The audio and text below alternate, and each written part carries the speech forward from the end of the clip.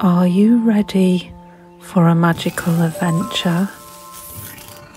Get cozy and snug as we embark on a whispered story together. It's time to let go of all your worries and embrace the wonder that awaits. Imagine you're floating on a cloud high above the world. Take a deep breath and feel the calmness wash over you. You're safe, you're loved, and it's time to relax. In this enchanted realm, anything is possible. You might meet a friendly dragon who loves to tell jokes, or a mischievous fairy who grants wishes. Let your imagination run wild. As the whispers weave their way into your ears, feel yourself getting more and more comfortable.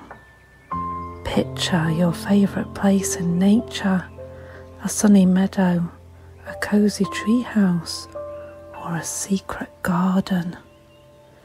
That's your special place, just for you. Let the whispers gently carry you to a land where dreams come true and adventures await. As you listen, feel your eyelids getting softer and heavier. Allow the soothing words to wrap around you like a cozy blanket, guiding you towards a night filled with magical dreams. You're drifting off to sleep now, carried away by the whispers and the comforting rhythm of your breath.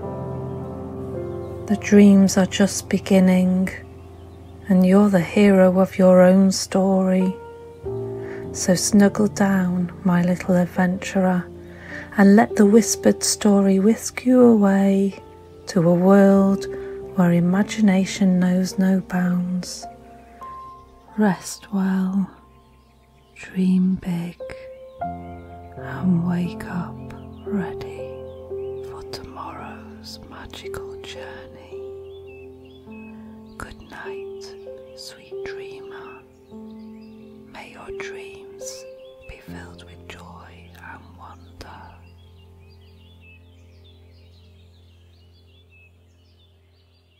You are listening to Peter Rabbit. Once upon a time there were 4 little rabbits, and their names were Flopsy, Mopsy, Cottontail, and Peter. They lived with their mother in a sandbank underneath the root of a very big fir tree. "Now, my dears," said old Mrs. Rabbit one morning, "you may go into the fields or down the lane, but don't go into Mr. McGregor's garden. Your father had an accident there. He was put in a pie by Mrs. McGregor. Now run along, and don't get into mischief. I am going out." Then old Mrs. Rabbit took a basket and her umbrella and went through the wood to the baker's. She bought a loaf of brown bread and 5 currant buns. Flopsy, Mopsy, and Cottontail, who were good little bunnies, went down the lane to count the blackberries. But Peter, who was very naughty, ran straight away to Mr. McGregor's garden and squeezed under the gate. First he ate some lettuces and some French beans, and then he ate some radishes, and then, feeling rather sick, he went to look for some parsley. But round the end of a cucumber frame, whom should he meet but Mr. McGregor? Mr. McGregor was on his hands and knees planting out young cabbages, but he jumped up and ran after Peter, waving a rake and calling out, "Stop, thief!" Peter was most dreadfully frightened. He rushed all over the garden, for he had forgotten the way back to the gate. He lost one of his shoes among the cabbages, and the other shoe amongst the potatoes.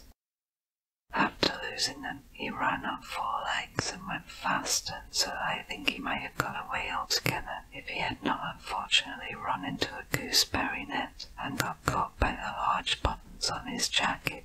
It was a blue jacket with brass buttons, quite new. Peter gave himself up for lost and shed big tears, but his sobs were overheard by some friendly sparrows who flew to him in great excitement and implored him to exert himself. Mr. McGregor came up with a sieve which he intended to pop upon the top of Peter, but Peter wriggled out just in time, leaving his jacket behind him, and rushed into the tool shed and jumped into a can. It would have been a beautiful thing to hide in if it had not had so much water in it. Mr. McGregor was quite sure that Peter was somewhere in the tool shed, perhaps hidden underneath a flower pot. He began to turn them over carefully, looking under each. Presently Peter sneezed, achoo.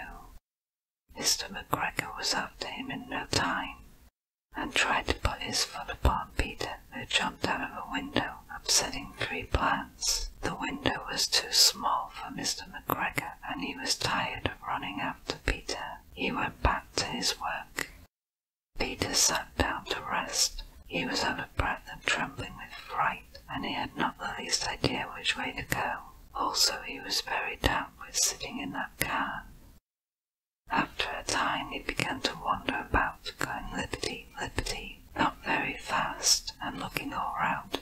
He found a door in a wall, but it was locked, and there was no room for a fat little rabbit to squeeze underneath. An old mouse was running in and out over the stone doorstep, carrying peas and beans to her family in the wood. Peter asked her the way to the gate, but she had such a large pea in her mouth that she could not answer. She only shook her head at him. Peter began to cry. Then he tried to find his way straight across the garden, but he became more and more puzzled. Presently he came to a pond where Mr. McGregor filled his water cans. A white cat was staring at some goldfish. She sat very, very still, but now and then the tip of her tail twitched as if it were alive. Peter thought it best to go away without speaking to her. He had heard about cats from his cousin, little Benjamin Bunny. He went back towards the tool shed, but suddenly, quite close to him, he heard the noise of a hoe. Scratch, scratch, scratch, scratch.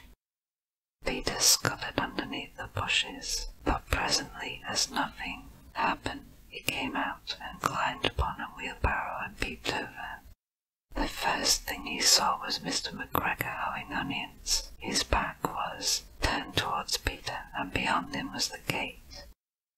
Peter got down very quietly off the wheelbarrow and started running as fast as he could go along a straight walk behind some blackcurrant bushes. Mr. McGregor caught sight of him at the corner, but Peter did not. There, he slipped underneath the gate and was safe at last in the wood outside the garden. Mr. McGregor hung up the little jacket and the shoes for a scarecrow to frighten the blackbirds. Peter never stopped running or looked behind him till he got home to the big fir tree.